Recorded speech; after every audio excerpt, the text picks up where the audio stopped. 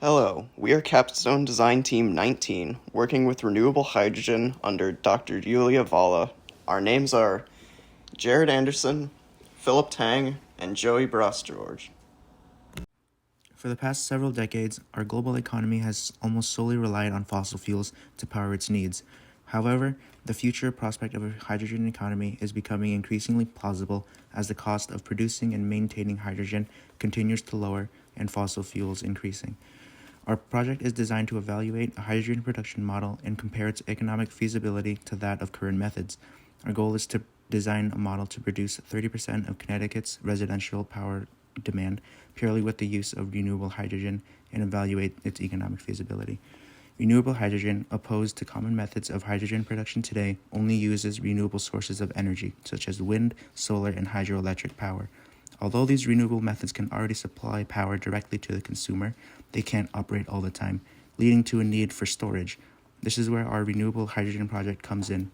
It acts similarly to a battery to store power chemically via electrolysis to discharge stored energy using a hydrogen fuel cell.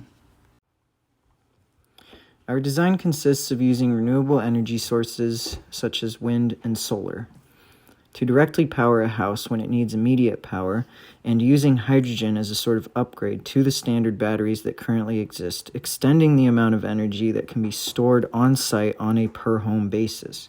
This helps deal with the difficulties of renewable energy, whereby we can store more power when demand is low, for example, in the middle of the day when people are at work and the sun is out or wind is blowing, and then use this stored energy when the renewable sources have become unavailable, such as the sun going down at night or the wind simply calming down. We can see from this flow sheet that the average household consumption is about 30 kilowatt hours per day or 1.25 kilowatt hours per hour, with a peak of 38,000 watts if we were to have every single appliance on at the same time at any given moment.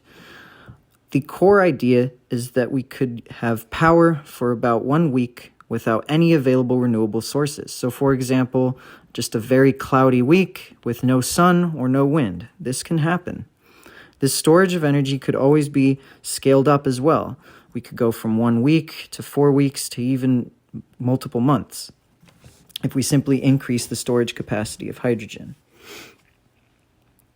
It'd be a good idea to have these individual residences network to one another via a small neighborhood power grid so as to supply power deficits to each other in case one house goes offline for repairs for an extended period of time.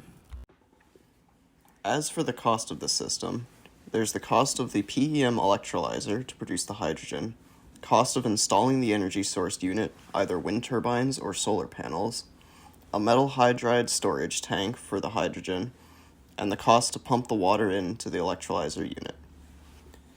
There is also a yearly maintenance cost for replacing the degrading cathodes and anodes in the electrolyzer, and filters that need to be replaced.